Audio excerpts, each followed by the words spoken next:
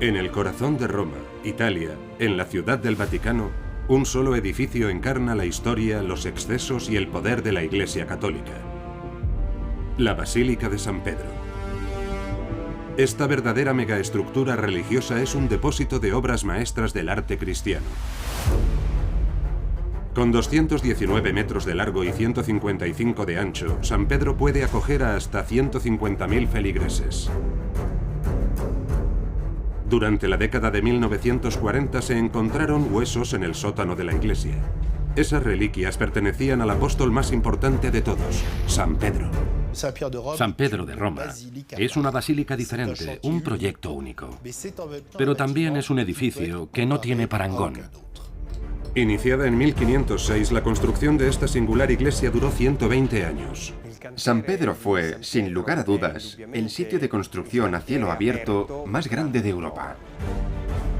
Más de un siglo de trabajos en el que participaron miles de operarios y docenas de arquitectos, entre ellos el artista más grande del Renacimiento, Miguel Ángel.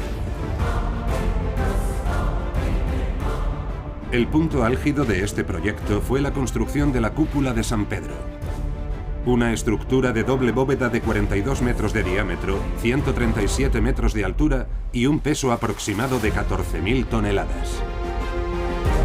Fue la mayor proeza técnica de la arquitectura occidental. No hay nada comparable a la Basílica Romana de San Pedro.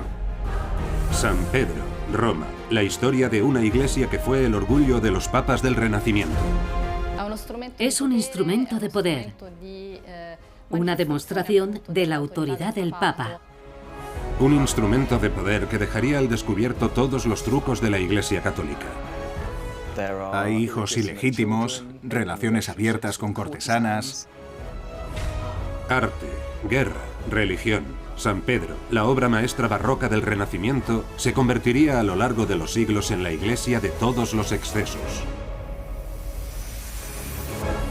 Ciudades secretas, la Basílica de San Pedro.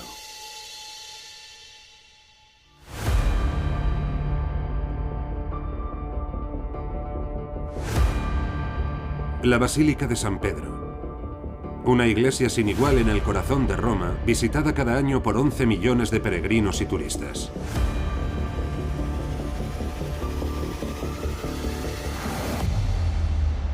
Con una superficie de 20.000 metros cuadrados, su prodigiosa cúpula imitada en todo el mundo, y la gigantesca plaza de San Pedro con su obelisco y sus 284 columnas, es una de las megaestructuras religiosas más espectaculares del mundo.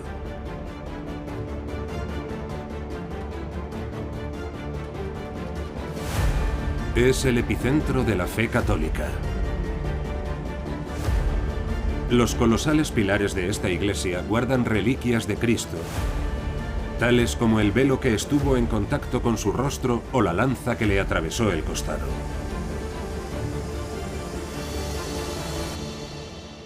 Y es aquí, bajo esta majestuosa cúpula, en el eje del gigantesco baldaquino, donde se puede encontrar el origen de esta basílica extraordinaria, a pocos metros bajo tierra, en una capilla a la que solo el Papa puede acceder. Fue construida sobre la supuesta tumba del apóstol San Pedro. Un hombre y un lugar detrás de toda la historia de esta basílica excepcional. El apóstol Pedro es fundamental. Es fundamental porque Jesús confió personalmente a Pedro que cuidara de su rebaño y él fue el primer papa. Según el Evangelio de Mateo, Jesús dijo: «Tú eres Pedro, y sobre esta roca edificaré mi iglesia y te daré las llaves del reino de los cielos». Para los católicos, Pedro es el apóstol más importante, el vicario de Cristo en la tierra. Un hombre cuyo destino cambió por un hecho inesperado, cuyo eco atravesaría los siglos, dando lugar a una gigantesca megaestructura religiosa.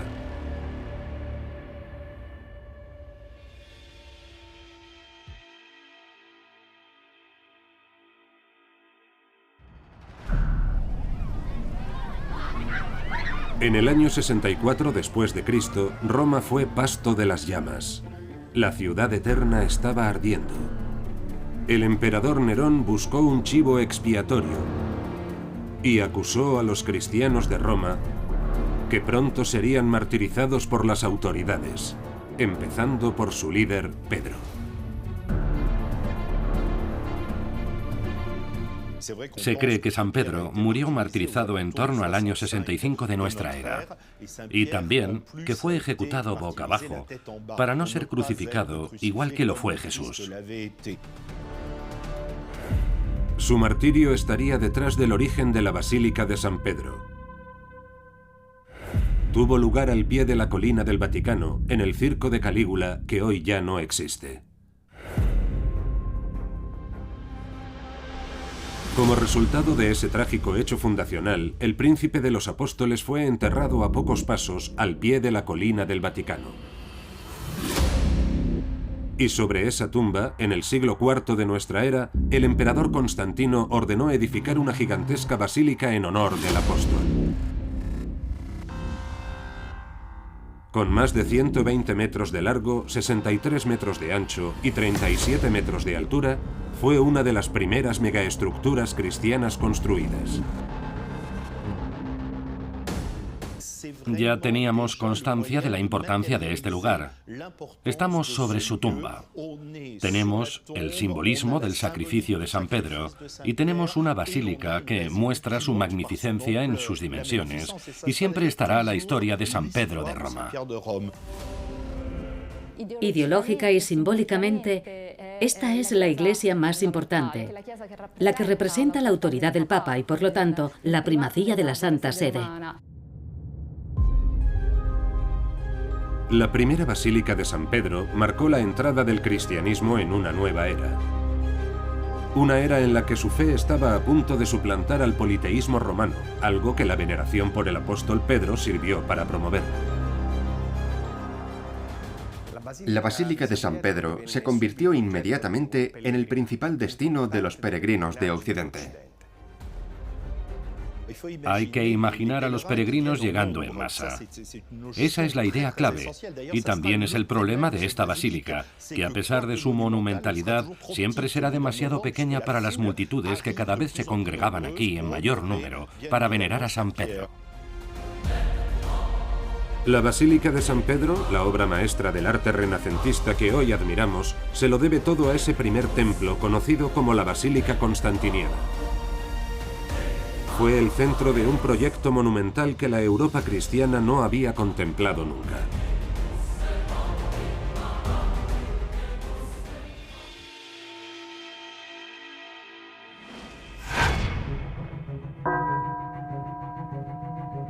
Mil años después, en 1503, la primera Basílica de San Pedro aún seguía en pie. A lo largo de esos 1000 años, la Iglesia se había impuesto en toda Europa y entonces gobernaba la vida de todos los creyentes. A años luz de distancia de la época de los primeros cristianos, era una institución rica y poderosa que detentaba el poder desde Roma. El papado es un poder con territorios. Hablamos de los territorios papales, de los estados papales que se expandieron con el tiempo y varios papas permitieron que el papado adquiriera más y más territorios en suelo italiano. Y el papa era el jefe de la Iglesia, pero también era un jefe de Estado, a veces incluso un caudillo. Un papa encarnó esa nueva era más que ningún otro. Autoritario y ambicioso, Giuliano della Rovere, mejor conocido por el pontificio nombre que él mismo se dio, Julio II. Por supuesto, en el contexto de Roma, Julio, el César más grande de todos, es un nombre que a él le interesaba mucho adoptar.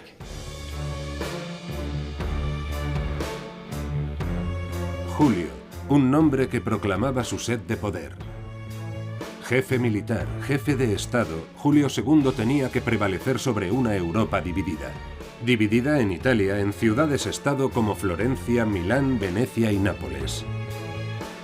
Dividida también por las grandes potencias europeas, como eran los reinos de Francia, España o el Sacro Imperio Romano, que soñaban con gobernar sobre toda la cristiandad y que desafiaban continuamente la autoridad de la Santa Sede. Para reafirmar su legitimidad y su poder, Julio II tomó una decisión radical: reconstruir la más importante de sus iglesias, la Basílica de San Pedro.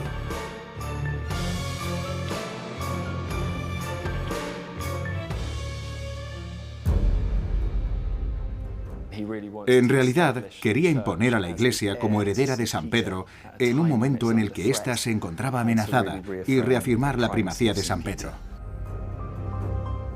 Debemos recordar igualmente que la Basílica de San Pedro tenía más de 1100 años en aquel momento.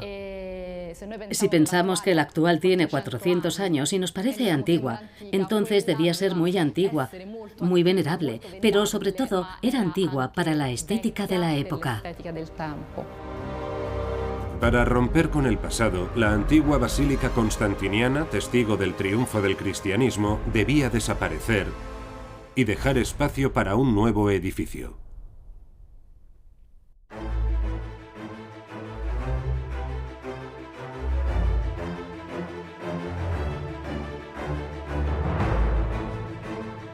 Y para hacer frente a ese desafío, Julio II recurrió al arquitecto más vanguardista de su tiempo, Donato Bramante. Fascinado por las construcciones de la antigua Roma, Bramante encarnaba a la perfección el renacimiento de la arquitectura italiana.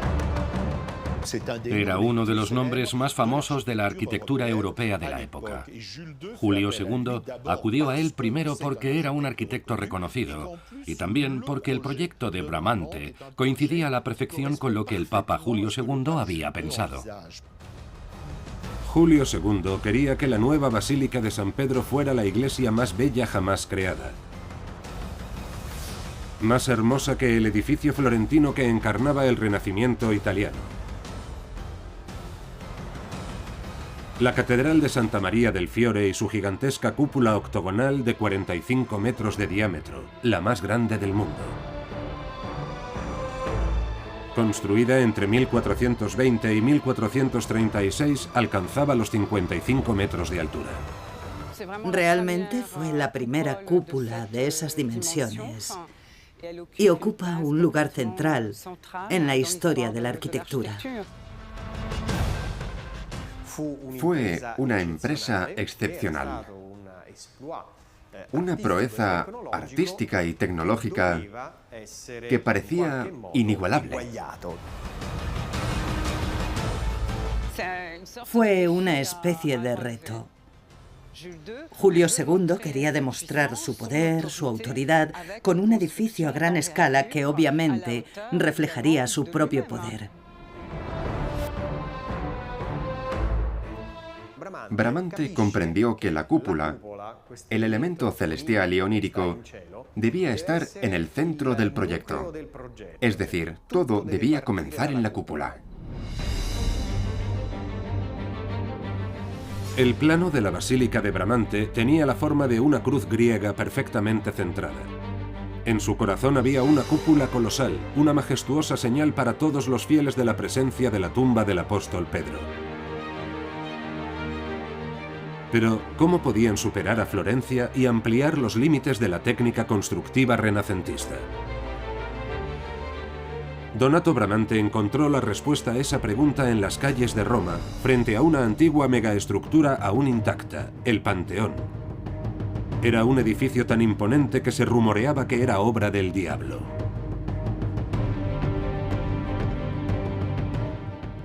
El Panteón era la forma de unir la antigüedad con la modernidad. Y para Bramante, ese edificio era la referencia y se inspiró en su cúpula monumental.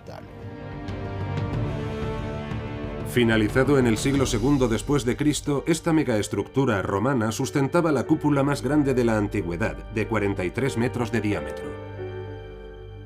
Bramante se inspiró tanto en sus dimensiones como en su forma. Un cilindro con un hemisferio en la parte superior, que representaba la perfección geométrica, que a su vez representaba la perfección espiritual. A diferencia de la cúpula octogonal de Florencia, la cúpula del Panteón es una semiesfera perfecta. Durante más de 1000 años nadie había construido un edificio igual. Pero el Panteón tenía un defecto. su cúpula era invisible desde la calle. La cúpula que honraría la tumba de San Pedro debía ser visible desde todas partes. Bramante decidió coger este enorme y sombrío mausoleo, del tamaño del Panteón, y elevarlo 45 metros sobre 4 arcos. Un desafío que nadie había intentado nunca. 4 enormes arcos que descansaban sobre 4 pilares que estarían coronados por un tambor sobre el cual se construiría una cúpula de más de 40 metros de diámetro. Ese sistema permitía que el peso se distribuyera por toda la mampostería de la megaestructura. No era necesario decirlo. Los pilares tenían que ser monumentales, ya que estamos hablando de una cúpula colosal. De hecho, esos 4 pilares se convertirían en elementos fundamentales en la futura historia de la basílica. Con una cúpula elevada sobre 4 pilares, Bramante estaba ofreciendo a su cliente Julio II un proyecto de alto riesgo. El problema era que la cúpula sería frágil. La presión resultante sería difícil de contener. Podría, por lo tanto, romperse y venirse abajo. El riesgo de que la cúpula se hundiera era muy real. Construirla sería un desafío arquitectónico extraordinario. Pero para demostrarle al mundo el poder de la Santa Sede, el Papa Julio II aprobó el proyecto de Donato Bramante. Fueron enormemente valientes, empezando a construir sin saber si alguna vez lo terminarían, porque nadie había hecho nada parecido antes que ellos. Solemos llamarlo un desafío audaz, pero tal vez imprudente sería una mejor descripción.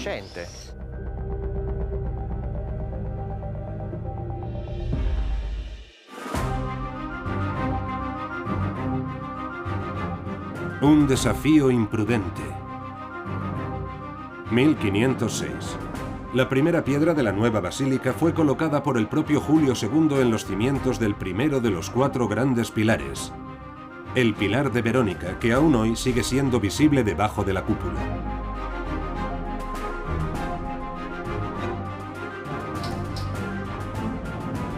Entre los bastidores de la basílica, una zona de difícil acceso custodia la memoria de ese acontecimiento crucial: los archivos de la fábrica de San Pedro en Roma. Esta institución, fundada en 1509 para construir la basílica, aún conserva su herencia intacta. Son 2 kilómetros de documentos y 500 años de historia. Aquí es donde se guarda el certificado de nacimiento de la nueva construcción de San Pedro.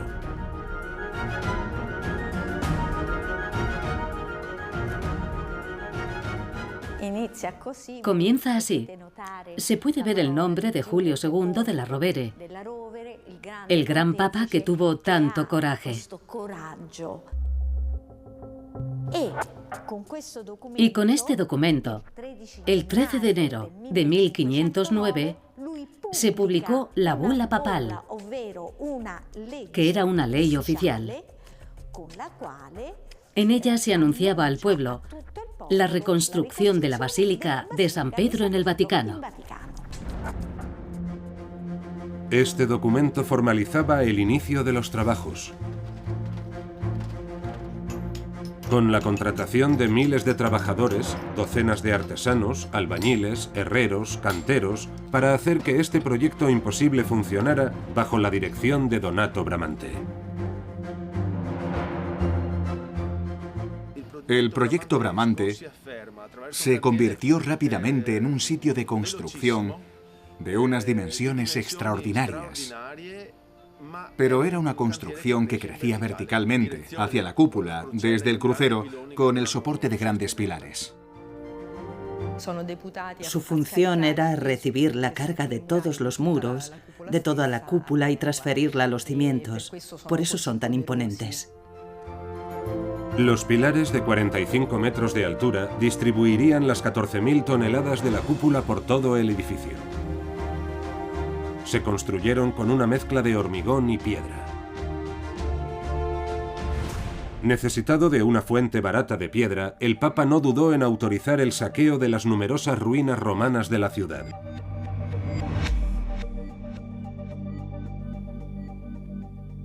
Hay que recordar que, desde el punto de vista de los papas de la época, la ciudad de Roma era como una cantera abierta. En aquella época las maravillas de la era romana, que para nosotros hoy no tienen precio, entonces eran monumentos vacíos sin ninguna función. Abandonados, pronto se convirtieron en verdaderas canteras. Para los cristianos del Renacimiento, esas ruinas eran por encima de todo el testimonio de un pasado pagano. Un pasado que pretendían cristianizar entre los muros de la principal iglesia del cristianismo.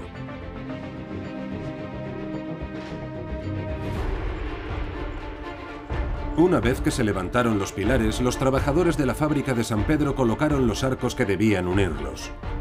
Era un trabajo que tenían que hacer a 45 metros de altura sobre la tumba del apóstol Pedro. Mientras tanto, construyeron un pequeño templo para proteger el corazón de la iglesia, donde estaba la tumba de San Pedro. Después, con piezas tomadas de la antigua basílica, que fue desmantelada gradualmente, construyeron ese pequeño templo para proteger la tumba del apóstol. En el plazo de solo 7 años, entre 1506 y 1513, Bramante y los trabajadores de la fábrica consiguieron levantar los 4 pilares y sus arcos, así como parte del coro de la basílica. La gigantesca construcción llegó hasta el pie de la antigua iglesia de Constantino, que Julio II no pudo destruir por completo.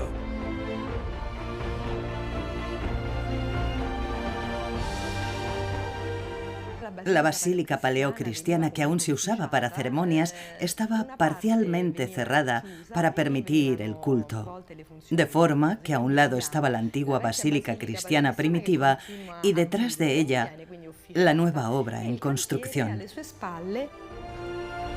Había 2 basílicas al mismo tiempo, la basílica constantiniana y la nueva basílica en construcción.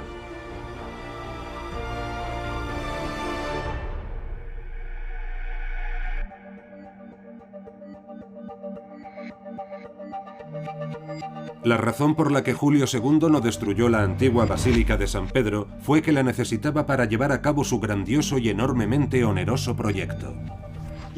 Se recibían donaciones para San Pedro. Los peregrinos visitaban la tumba de San Pedro, pero también la Basílica de Constantino.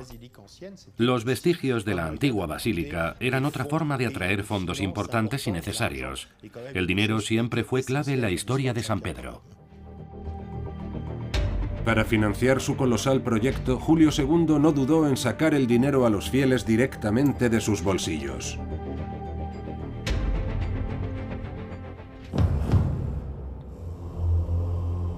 Es a ellos a quienes la Basílica de San Pedro debe su existencia, sus muros, así como su rica ornamentación y sus obras de arte.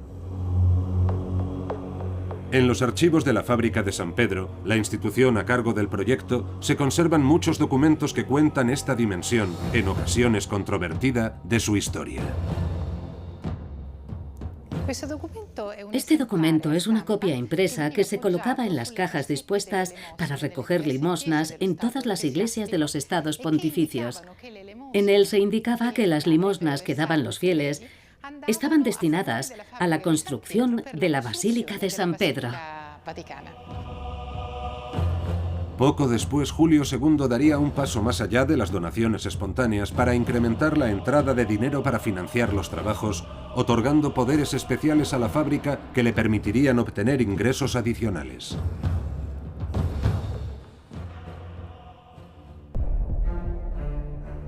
Y uno de esos poderes tendría consecuencias catastróficas para San Pedro. Era un poder que explotaba la credulidad de los fieles en una época en la que el cielo y el infierno eran las únicas perspectivas después de la muerte. La venta de indulgencias papales. El Papa prometía el perdón de los pecados causados o cometidos a cambio de una pequeña suma de dinero. Es lo que llamamos la venta de indulgencias, que básicamente eran trozos de papel, páginas que se estampaban en el Vaticano. Una indulgencia. Y disculpen la expresión. Era una especie de ascensor para llegar al cielo más rápido. Pero un hombre se rebeló contra esos enredos con la voluntad divina. Era un monje llegado de Alemania. Su nombre, Martín Lutero.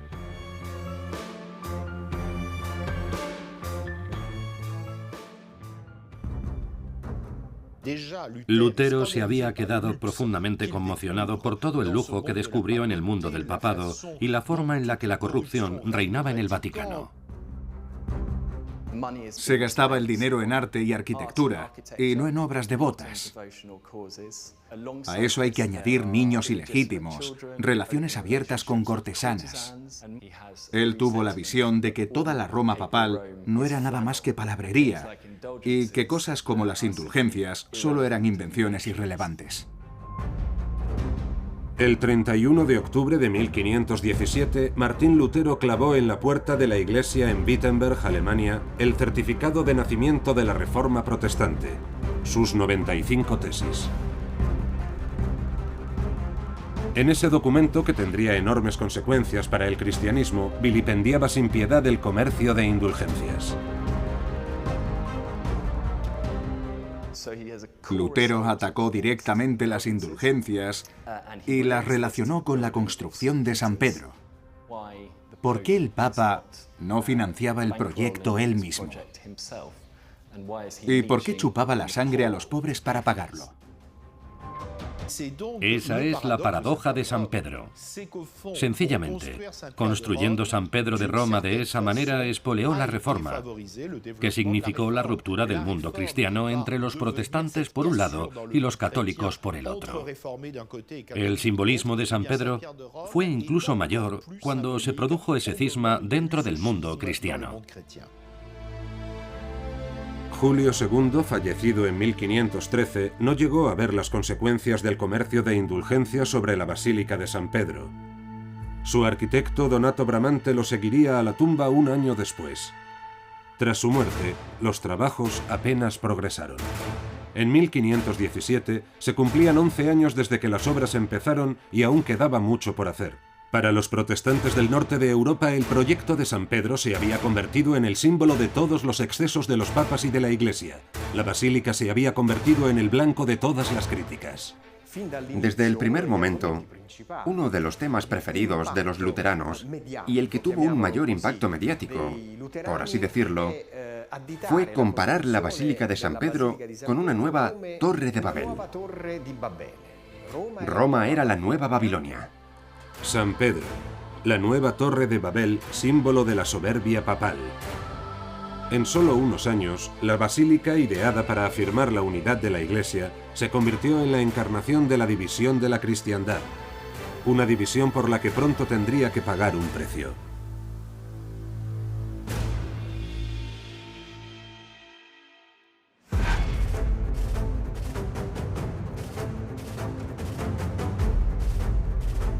...1527... Las tensiones entre las potencias europeas se doblan en intensidad. En Roma, un nuevo papa, Clemente VII, se vio obligado a elegir entre dos monarcas enfrentados por el dominio de Europa. Por un lado, el rey de Francia, Francisco I.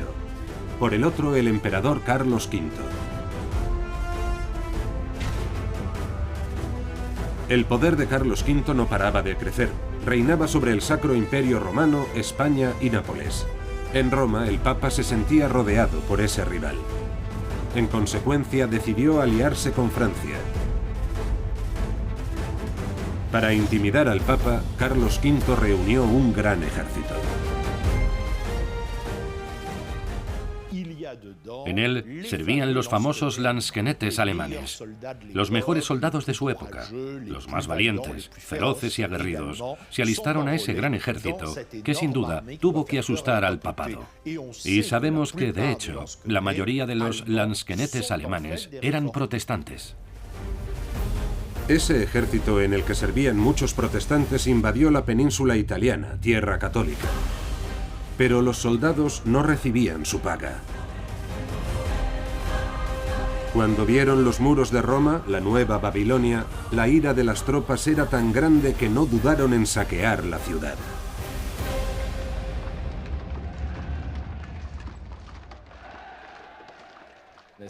No hay nada más peligroso que un ejército mercenario que no cobra su salario. En 1527 se produjo el ataque contra Roma, conocido como el Saco de Roma. Duró varios meses y fue una experiencia traumática que marcaría el mundo cristiano durante mucho tiempo.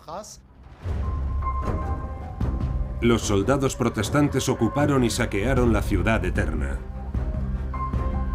empezando por la sede del orgullo papal, la Basílica de San Pedro. Para los pontífices gobernantes que provocaron el surgimiento del protestantismo, la tormenta de fuego fue terriblemente violenta. Hubo millares de víctimas.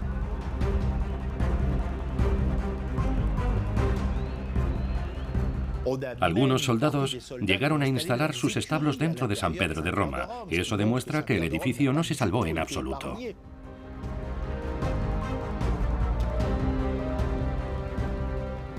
El sitio de construcción quedó paralizado, vacío. Según todas las representaciones de la época, era como caminar entre ruinas. Se ven plantas creciendo en los muros de la basílica. Ya no había obreros y todo estaba abandonado.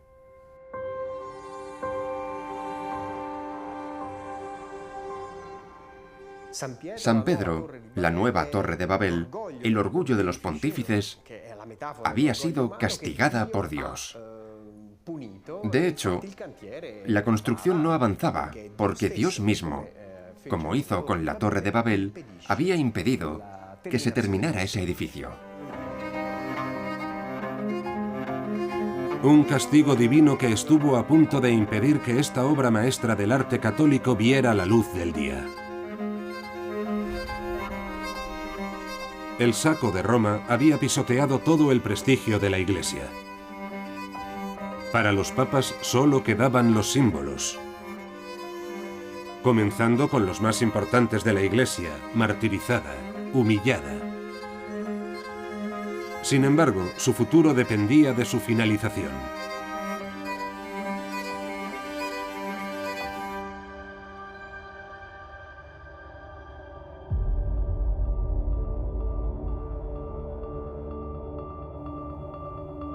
Los trabajos de construcción de San Pedro se detuvieron durante 12 años.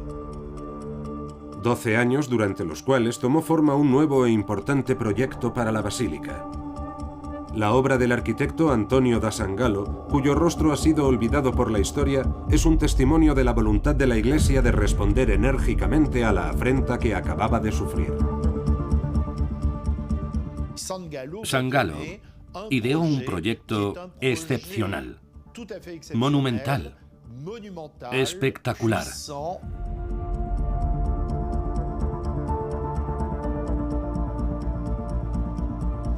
En aquel momento, el proyecto alcanzó unas dimensiones gigantescas, nunca antes vistas en su historia. De todos los proyectos propuestos para San Pedro, el de Sangallo era el más monumental. La ambición del Papa era realmente muy grande. El Vaticano conserva un gran modelo en madera de aquel proyecto. Encargado por el Papa Pablo III, costó lo mismo que una iglesia. Sus 3 dimensiones nos proporcionan una idea del tamaño de esta monumental basílica. Mucho más grande que la del proyecto original, habría cubierto más de 20.000 metros cuadrados.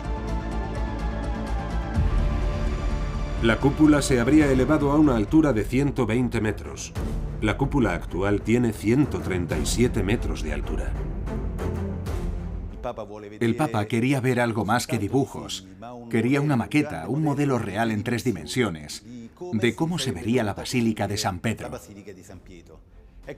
Sangallo y sus ayudantes se pusieron manos a la obra y en 7 años construyeron este maravilloso modelo. Nunca se había hecho una maqueta tan grande y tan hermosa.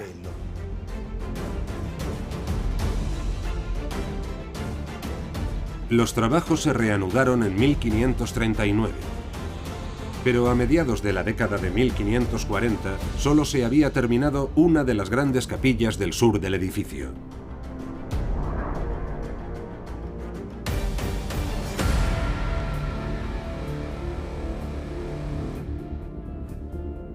El tiempo se agotaba. La construcción de San Pedro apenas había avanzado y el proyecto era objeto de fuertes críticas por parte de los protestantes. Constantemente se criticaba que la construcción de San Pedro no estuviera terminada. Se la comparaba con una ruina pagana. Se convirtió así en el emblema del nuevo paganismo del Papa de Roma. Necesitaban terminarla cuanto antes para demostrar que era una iglesia. Demostrar que San Pedro no era un templo pagano sino una iglesia cristiana.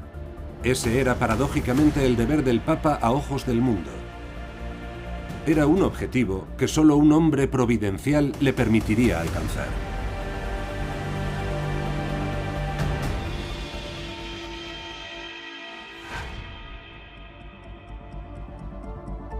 Ese hombre era el mejor artista de su época. Su nombre, Miguel Ángel. Él solo encarnaba todo el arte del Renacimiento. Pintor y escultor. También era un arquitecto genial. Era un artista devoto. Tenía casi 72 años. Era un hombre muy anciano para aquellos tiempos. Detrás de sí tenía una carrera excepcional y había trabajado para muchos papas.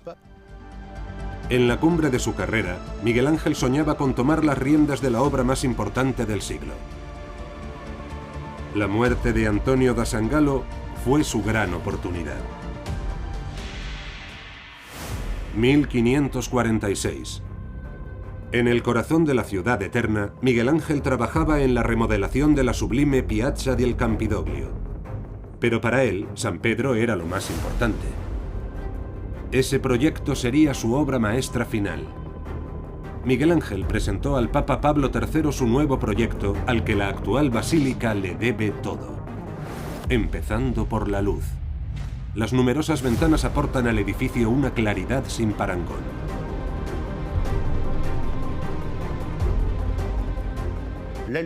La luz también es un símbolo. La luz divina es la fuente de la revelación. Más sencillo, menos ornamentado, su plan para San Pedro encarnaba a la perfección el espíritu del Renacimiento. Miguel Ángel, que quería poner fin al proyecto de Sangallo, propuso un plan grandioso y al mismo tiempo menos voluminoso. Una idea que recibió el beneplácito del Papa. Cuando intentaba hacerse con el proyecto, Miguel Ángel le dijo al Papa que su nueva idea podría ahorrar 300.000 coronas, pero que, sobre todo, ahorraría 100 años de trabajo. Y puede que tuviera razón, que no estuviera exagerando. Gracias a su nuevo proyecto, que ahorraría un siglo de trabajo, la propuesta de Miguel Ángel triunfó. Bajo su dirección, el proyecto se revitalizó y avanzaba a una velocidad nunca vista antes. En aquel momento, el sitio de la construcción de San Pedro bullía de vida. Por un lado estaban las cuadrillas de obreros de la construcción, los andamios. Hay que imaginar todas esas máquinas, los cabrestantes, al igual que los animales. Se utilizaron muchos animales porque había una multitud de rutas para transportar los ladrillos, etc., a las partes más altas de la obra. Como jefe del proyecto, Miguel Ángel tomó varias decisiones radicales. Empezó destruyendo toda la cantería de Sangallo. Luego comenzó a trabajar en el exterior del edificio. Fue una decisión estratégica pensada para obligar a sus sucesores a seguir su proyecto. Pero su impronta no se detuvo ahí. El escultor, como maestro de obras, impuso el uso de mármol travertino, una piedra clara de la región de Roma. un material precioso desde entonces omnipresente en todos los niveles de la megaestructura.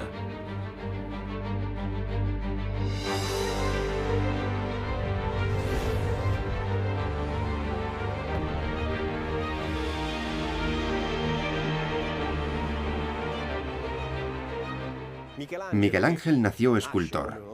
Llevaba la piedra en la sangre y eligió el mármol travertino por motivos de calidad. También es más preciado porque sabemos que es un material muy valioso.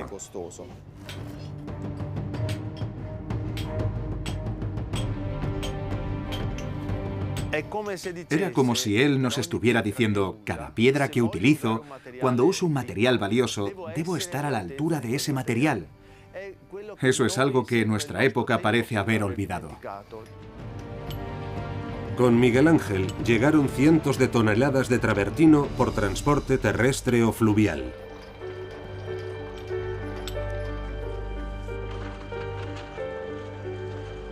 Eran enormes bloques de piedra que los trabajadores a menudo tenían que izar decenas de metros en el aire.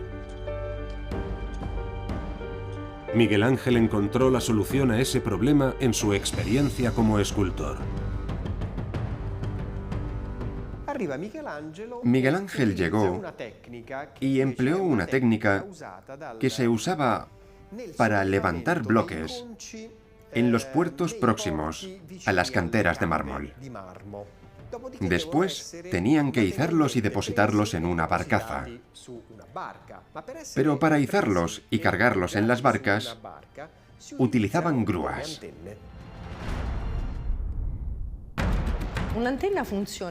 Eran estructuras verticales muy altas, capaces de mantener su rigidez una vez fijadas al suelo. Luego, usando juegos de poleas de diferentes dimensiones, dispuestas correctamente, podían izar cargas muy pesadas.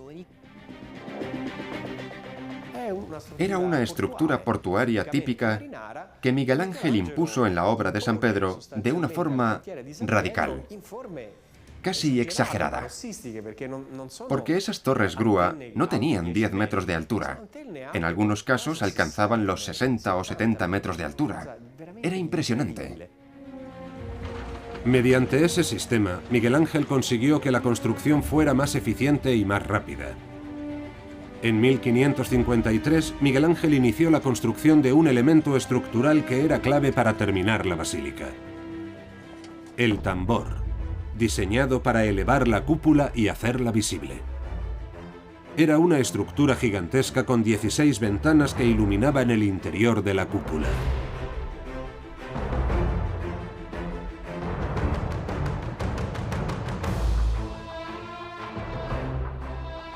Miguel Ángel la construyó mucho antes de terminar la basílica, porque quería llegar lo más alto posible para instalar el elemento más característico, el más representativo de la basílica, que era su cúpula sobre el tambor. Porque esa era la vieja idea de Bramante: San Pedro es la cúpula y todo lo que hay debajo. Una vez terminado el tambor, todo estaba preparado para recibir la cúpula de San Pedro, la culminación de este proyecto interminable. Miguel Ángel había imaginado la forma de la cúpula con sus bordes, sus ventanas y su gigantesca linterna. Pero San Pedro tendría que esperar aún un poco más. El 18 de febrero de 1564, Miguel Ángel moría dejando al cristianismo huérfano de su mayor artista. Tenía 88 años. Desde la mampostería externa hasta el tambor, el trabajo en San Pedro nunca había avanzado tanto, pero aún quedaba mucho por hacer. Empezando por la construcción de la cúpula. Miguel Ángel dejaba tras de sí una obra maestra inacabada.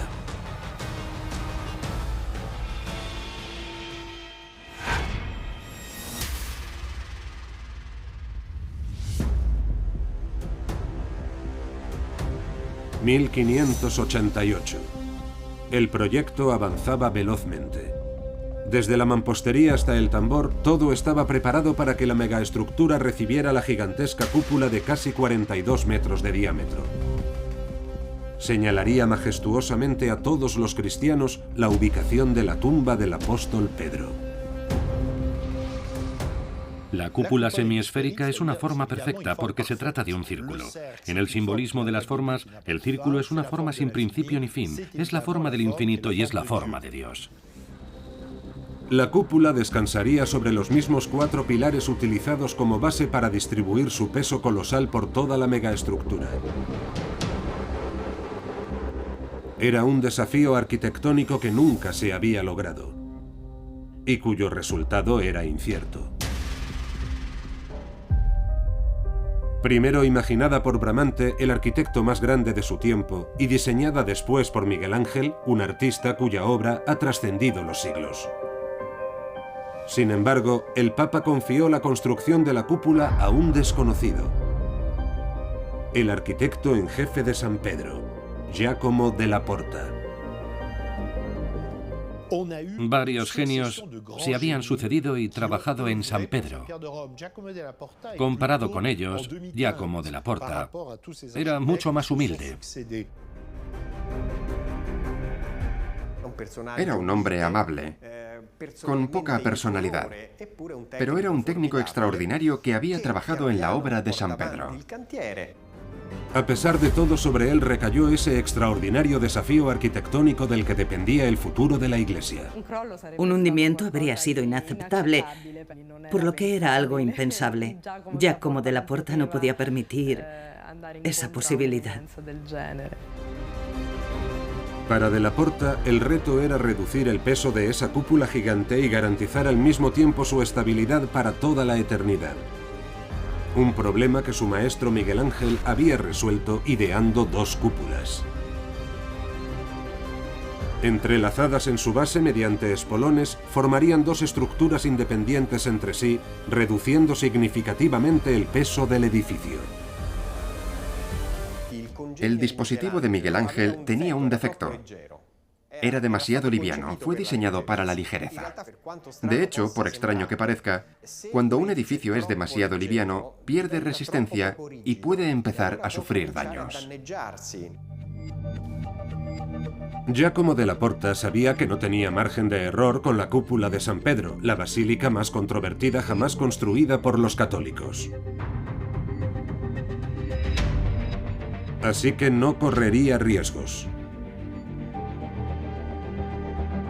El arquitecto usó los diseños de la doble cúpula de Miguel Ángel como punto de partida, pero hizo muchas modificaciones. Para empezar, reforzó la cúpula interior para asegurar que la megaestructura resistiera. Para hacer la cúpula más sólida, aseguró las 2 cubiertas con espolones de piedra hasta arriba. Y sobre todo, cambió sustancialmente el perfil de la cúpula exterior, elevándola en casi 6 metros. Sin duda tomó esa decisión porque una cúpula puntiaguda es más estable que una cúpula semiesférica. La carga creada por una cúpula tiene un componente vertical muy fuerte, pero también horizontal. En la práctica, la fuerza de un arco o de una cúpula es diagonal. Cuanto más agudo sea el arco, menor será la carga horizontal y mejor se distribuirá verticalmente. Con esta cúpula más esbelta, della Porta limitaba el riesgo de expansión y por lo tanto el colapso de la estructura. Pero las precauciones que adoptó el arquitecto no se detuvieron ahí.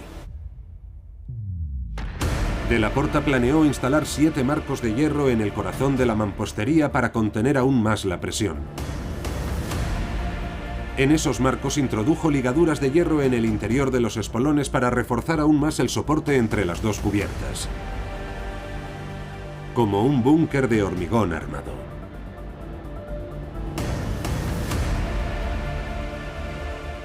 Se ve que no podía dormir por las noches.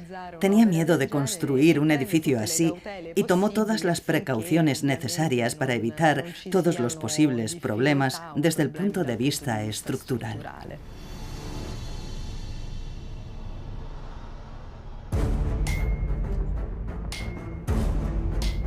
Piedra. hierro. El 15 de julio de 1588, 800 trabajadores estaban preparados bajo la dirección de la Porta para construir la cúpula de San Pedro. Era una gran responsabilidad. Espero que él no fuera consciente, porque pretendía construir una cúpula de una forma que nadie había intentado antes. Nunca se había hecho algo así. Era una operación imposible sin construir antes una gran estructura de sujeción. Totalmente construida en madera a más de 60 metros de altura, sujetaría la cúpula hasta su finalización.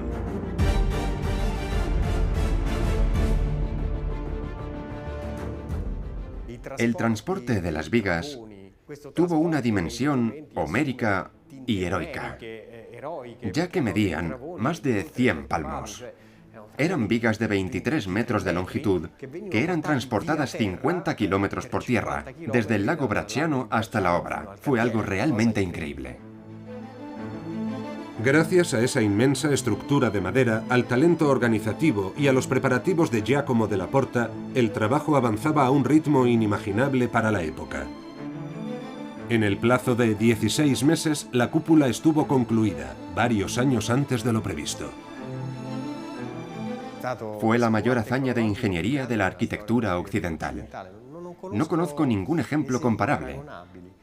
Por sus dimensiones, por la complejidad del desafío y por la rapidez con la que se llevó a cabo. Hemos visto que, afortunadamente, el genio humano es absolutamente infinito y que las herramientas de la ingeniería han evolucionado mucho.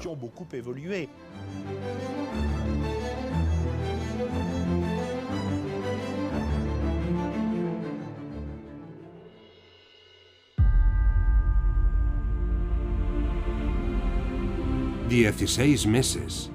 Un siglo antes, la construcción de la cúpula de Florencia había costado 16 años, de 1420 a 1436.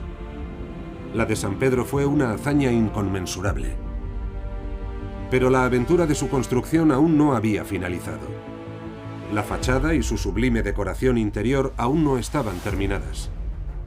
La nueva Basílica de San Pedro no se consagró hasta 1626, 120 años después de que se iniciaran los trabajos. Pero aún faltaba una pieza vital del rompecabezas: el sublime baldaquino de bronce. Fue obra de un escultor genial, Gian Lorenzo Bernini. Se eleva a 29 metros de altura bajo la cúpula. El baldaquino de San Pedro era el vínculo arquitectónico y también simbólico entre la subestructura, la tumba, y la superestructura, la cúpula. La finalización de esta megaestructura religiosa sería la construcción de la columnata de la Plaza de San Pedro. También fue obra de Bernini, el genio final de este proyecto interminable. Con sus 284 columnas y 340 metros de anchura, puede acoger a 300.000 personas. Había 4 niveles de columnas. La columnata cuádruple diseñada por Bernini era como los brazos de Cristo abiertos. Su simbolismo era muy evidente. Los brazos abiertos a los fieles señalaban el triunfo y la renovación de la Iglesia católica. San Pedro, que fue el origen del protestantismo, el mayor desafío que la Iglesia católica haya conocido, se había convertido en su respuesta ante los ojos del mundo. Una respuesta majestuosa a la altura de la riqueza de su historia y de los grandes genios del Renacimiento que marcaron su construcción. Una respuesta que sigue resonando hoy.